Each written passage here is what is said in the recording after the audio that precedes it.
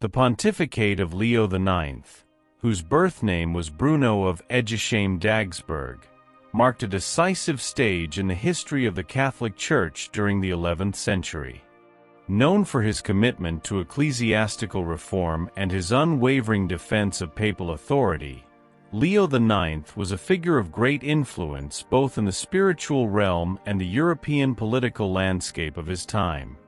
His path was shaped by noble upbringing, military experiences, and firm action against abuses within the Church.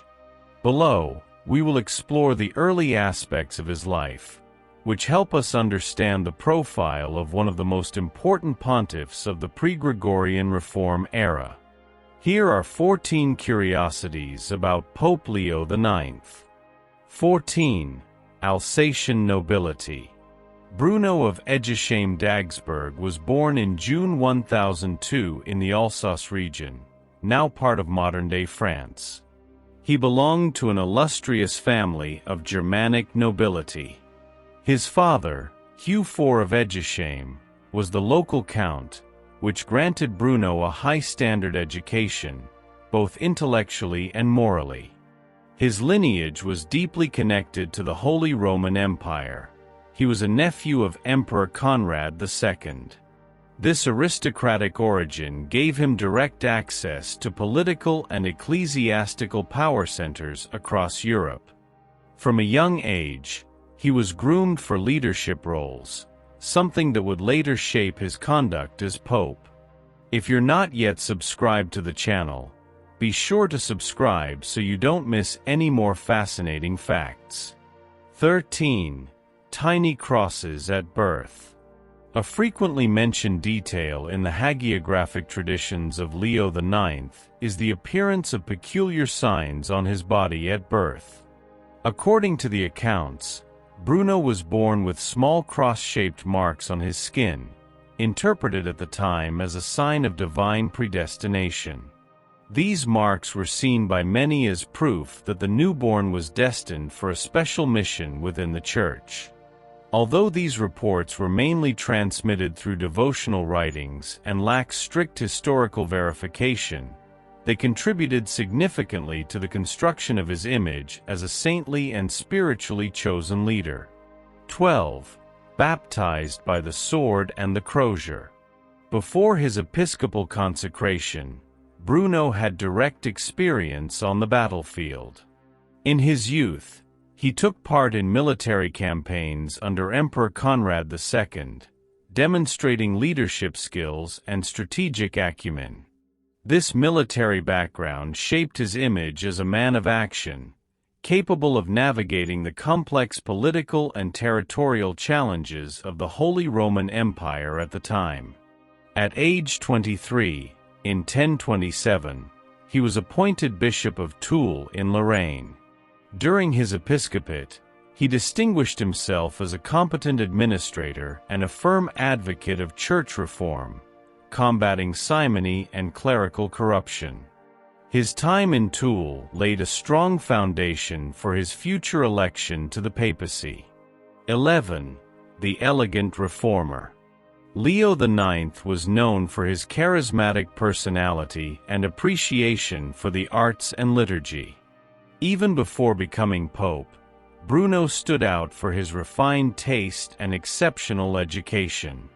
He had notable musical talent and was responsible for composing sacred hymns used in liturgical celebrations of his era. His cultural background extended beyond theology and philosophy to include sacred music, an element he saw as essential for the spiritual elevation of the faithful. 10. The first traveling pope. Leo IX was the first pope of the medieval period to systematically adopt an itinerant approach. Unlike most of his predecessors who remained in Rome throughout their pontificates, Leo IX traveled extensively across Western Europe, including Italy, France, Germany, and Switzerland. These journeys aimed to reinforce papal authority, directly oversee ecclesiastical reforms, and mediate conflicts between local powers. Through these visits, Leo IX sought to restore morality and clerical discipline in various dioceses, many of which had drifted from Rome's direct oversight. His physical presence at regional councils and audiences with rulers became visible symbols of a more active and engaged papacy in both political and religious matters. 9. Forerunner of the Gregorian Reform. The pontificate of Leo IX marked the beginning of a decisive phase in the movement later known as the Gregorian Reform, which would reach its peak under Pope Gregory VII. Leo IX convened 12 important regional and local councils, in which he addressed key issues related to the moral renewal of the Church. Among his top priorities were the fight against simony, the buying and selling of church offices, and the enforcement of clerical celibacy to curb concubinage among the clergy. He also acted firmly against secular interference in episcopal appointments, defending the Church's autonomy from political powers. The measures he implemented laid the groundwork for the far-reaching reforms that would shape the ecclesiastical structure and discipline for centuries to come. 8. Royal protection and diplomacy. During his pontificate, Leo IX played a significant role as a mediator between various kingdoms and empires across Europe. His diplomatic skills were widely recognized. One notable example was his involvement in easing tensions between the Holy Roman Empire and the Kingdom of Hungary, a situation that threatened the political stability of the region. Additionally, Leo IX offered political and spiritual support to King Edward of England, known as Edward the Confessor, strengthening the ties between the English crown and the Holy See. His diplomatic efforts extended beyond mere peace treaties. They also included pastoral interventions aimed at preserving the unity of Western Christendom and asserting the prestige of the papacy in all spheres of European power. 7. Heretical opponents.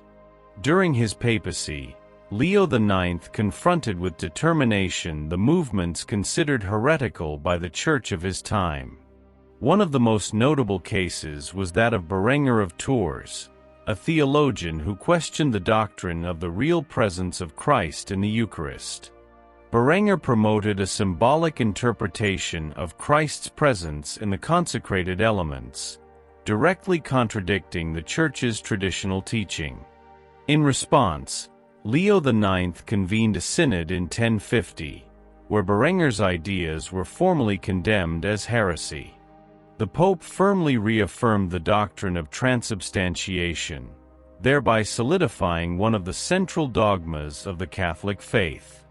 This decision carried great theological weight and set doctrinal precedents that would later shape the Church's teaching on the Eucharist. 6. The creation of the College of Cardinals.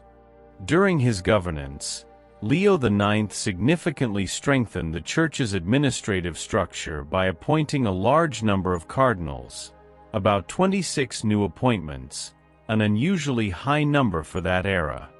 Through these appointments, the Pope aimed to ensure that key ecclesiastical positions were held by clergy loyal to reform ideals and obedient to the Apostolic See. Expanding and professionalizing the College of Cardinals also aimed at securing greater institutional stability within the Church, particularly regarding papal succession and the handling of major doctrinal and administrative decisions. This measure reinforced Rome's central role in the spiritual leadership of Western Christendom.